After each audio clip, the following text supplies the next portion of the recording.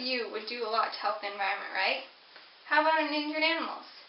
Do you know what one of the most endangered mammals in North America is? A species of bulky and hardy-looking caribou.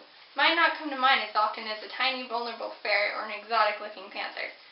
But the southern silk-haired caribou are one of the most endangered mammals in North America, with less than 50.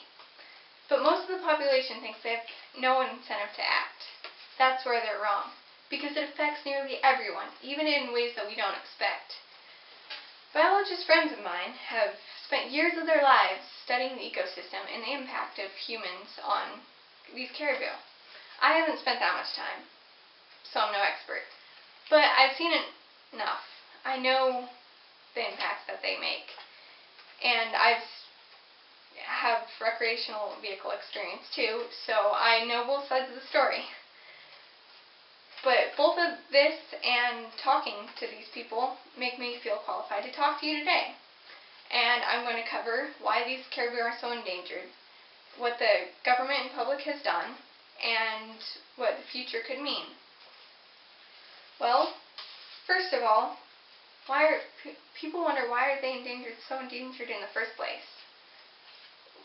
Logging and wildfires are huge. Logging is good because it cleans up forests and makes them more healthy. An occasional natural wildfire gives small plants a greater opportunity to survive. But clear cutting is a problem because it eliminates the moss and old-growth forests that are the caribou's primary source of food. And the Boise Bureau of Land Management says that 3/4 of wildfires are man-made. Snowmobiles and recreational vehicles also play a huge part when they're roaring through caribou country. The fleeing caribou are frightened and use their precious energy reserves that they need in the winter to survive.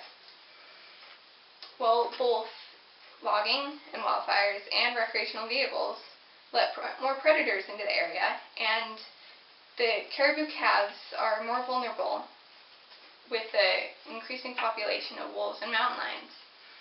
Other human interaction as well contributes to the decline of the caribou, such as pollution in water and the 6 billion tons of greenhouse gases that are emitted into the air by the U.S. alone each year. Can't help but add to that, right?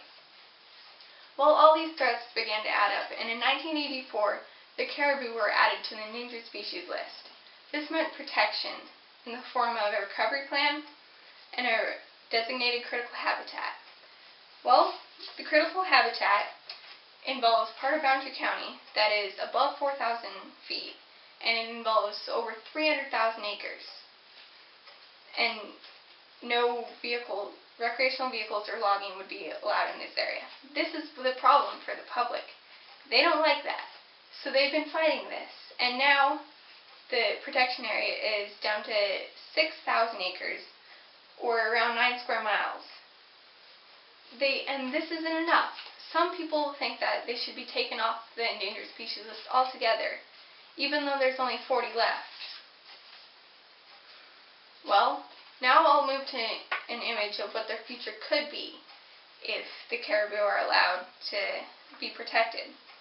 There are ways for humans and caribou to live in peace, and it would be a win-win situation for all. There is only high elevation areas, which is where the recreational vehicles aren't as involved in that area, as well as all the land proposed is in national forest areas, so no private property would be involved. This may seem like a tiny measure, but it's better than hunting, which would happen to these caribou if they were taken off the endangered species list. Well, humans can help by hunting.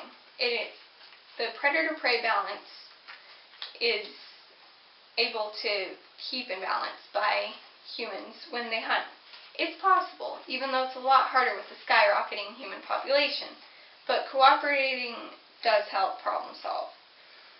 And we can replenish the caribou population if we try to isolate the caribou as much as possible. This doesn't just involve caribou, it includes all of God's creatures. And if everyone does their part, we can peacefully survive and stay in a clean and unpolluted environment and thrive. Now let's rewind back to the present to wrap up. These caribou need both government protection and a cooperated, informed public to survive. I have explained why these caribou are endangered, the past and present actions of the government and the public, as well as what a future could look like. This battle is sure to go on for years, but I desire to involve myself, being a wildlife biologist, to have my opinion heard and make a difference. I hope that others follow, and we can make this a beautiful planet for all. Today, I start with you and hope that you follow. Tomorrow, the world. Thank you.